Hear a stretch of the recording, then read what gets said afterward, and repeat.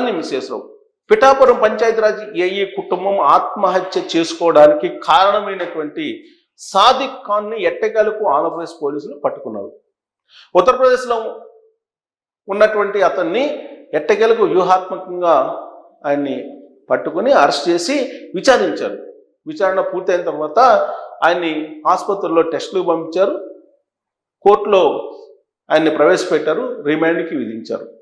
అయితే ఈ మొత్తం కేసులో అసలు సాదిక్ ఖాన్ ఏం చేశాడు, సాదిక్ ఖాన్ కారణంగానే ఆ కుటుంబం ఆత్మహత్య చేసుకుందా అనే దాని మీద ఇప్పుడు పోలీసులు విచారిస్తున్నారు. ఈ లోపుగా విజయసాయిరెడ్డి గారు ఒక ట్వీట్ చేయటం, అలాగే ఆత్మహత్య చేసుకునేటువంటి క్రమంలో బతికి బయటపడ్డ 10 ఏళ్ల రియాన్స్ కార్తికేయ రెడ్డి, ఆ పిల్లాన్ని విజయసాయిరెడ్డి గారు కలిశారు, పరామర్శించారు. అతని దగ్గర నుంచి కొంత సమాచారాన్ని కూడా తీసుకొని ఇది లవ్ జిహాద్ అనేటువంటి కోణంలో సాయిరెడ్డి గారు చెప్తున్నారు. ఈ సాదిక్ ఖాన్ అనే అతను ప్రో రైఫిల్ అకాడమీని ఒకదాన్ని నడుపుతూ ఉన్నాడు. దాని దగ్గరికి వచ్చినటువంటి పిల్లల తల్లుల్ని లేదా యువతుల్ని ఇతను లవ్ జిహాద్ వైపు మళ్లిస్తున్నారు అనేటువంటిది అతని మీద ఉన్నట్టు ప్రధానమైన ఆరోపణ.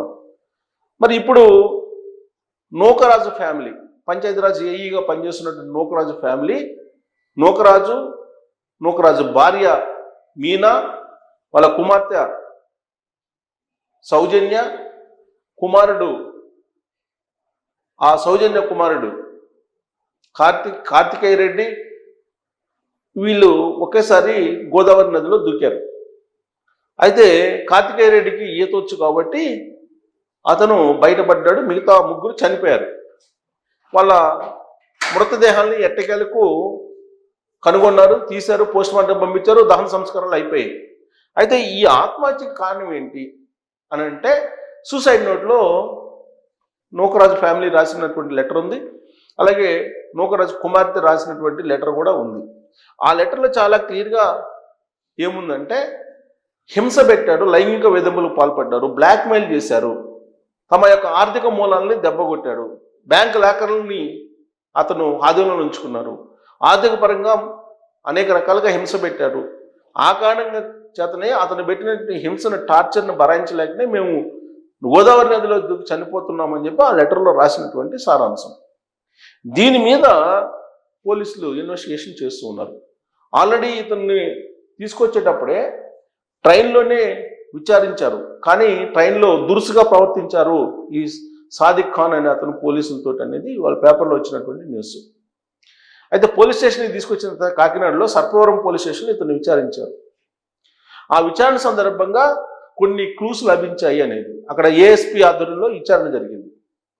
కొన్ని క్లూస్ ఏదో లభించాయని చెప్పి, అయితే 2 కార్లు ఉన్నాయి ఇతనికి, ఆ 2 కార్లు ఎక్కడున్నాయి అనేటువంటి సమాచారాన్ని రాబడితే కనుక అసలు ఇతను వాళ్ళకి ఏంటనేది బయటకు రాదు. అసలు ఆ 2 కార్లు ఎవరి పేరు పైన ఉన్నాయి, ఇతనికి ఎవరెవరితో లింకులు ఉన్నాయి, ఒకవేళ ఇతనికి ఏమైనా తీవ్రవాదులతోటి ఉగ్రవాదులతోటి లింక్స్ ఉన్నాయా అనేటువంటి కోణంలో కూడా విచారిస్తున్నారు. దీనికి కారణం ఏంటంటే ఇతను అనేక మందిని హిందూ మహిళల్ని టార్గెట్ చేసి రకరకాలుగా ఇతను నెట్వర్క్ని విస్తరింపజేశారు.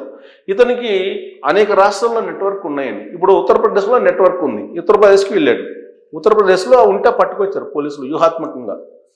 మరి ఇన్ని రాష్ట్రాల్లో ఇతనికి నెట్వర్క్ ఉందని అంటే ఇతను ఉగ్రవాదులతో లింకప్ అయి ఉన్నారా, ఉగ్రవాద లింకులు ఏమైనా ఇతనికి సాదిక్ ఖాన్కి ఉన్నాయా అనేటువంటి కోణంలో కూడా విచారిస్తున్నారు. కారణం ఏంటంటే ఇతను వాస్తవంగా రైఫిల్ షూటర్ కాదు, ప్రో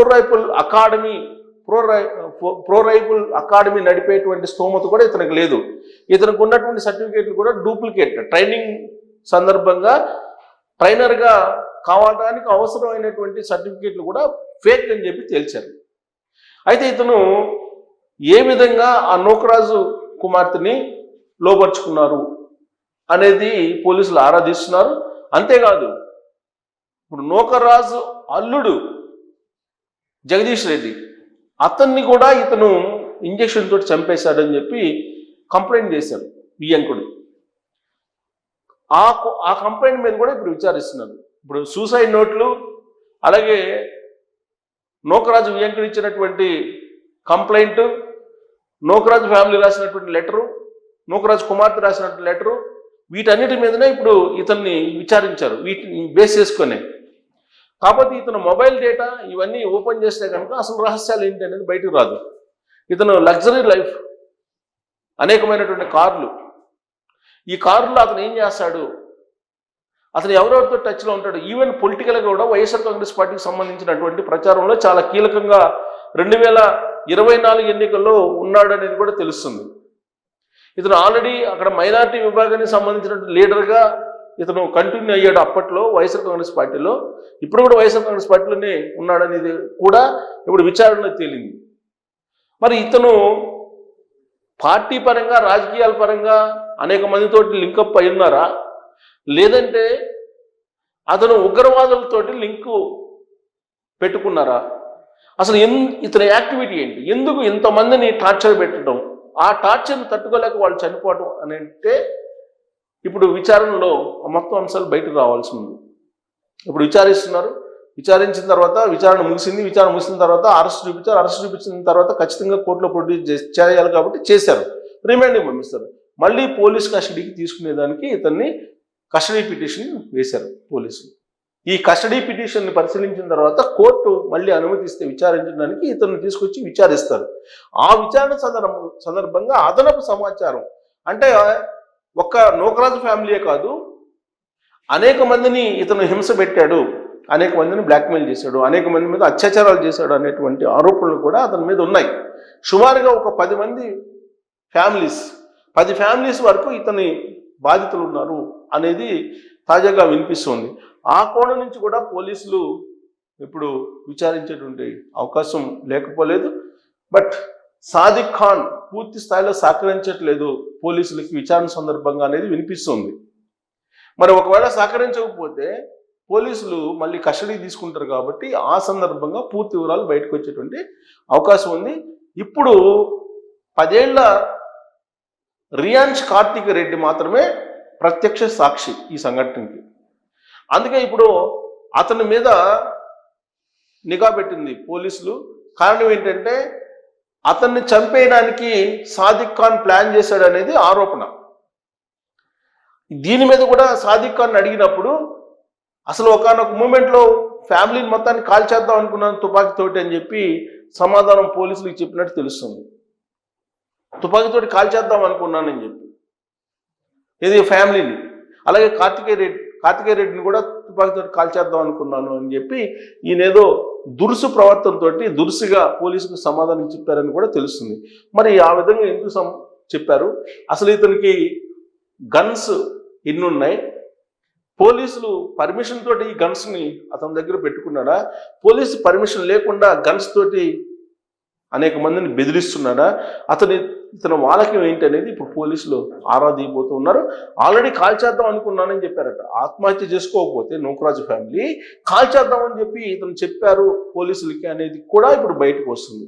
మరి ఇతను మైండ్ సెట్ ఏంటి, ఇతను యాక్టివిటీ ఏంటి, ఎన్ని గన్స్ ఇతని దగ్గర ఉన్నాయి, ఇవన్నీ కూడా పోలీస్ విచారణలో బయటికి రావాల్సి ఉంది. ఇప్పటివరకు అయితే అతన్ని అరెస్ట్ అయితే చేశారు పోలీసులు. మరింత సమాచారం బయటికి రావాల్సి ఉంది. ఎన్ని ఫ్యామిలీస్ ఇతని కారణంగా హింసకు గురయ్యాయి అనేది ఇప్పుడు ఆరాధిస్తున్నారు పోలీసులు. దీని మీద మీరు కామెంట్ చేయొచ్చు. Thank you.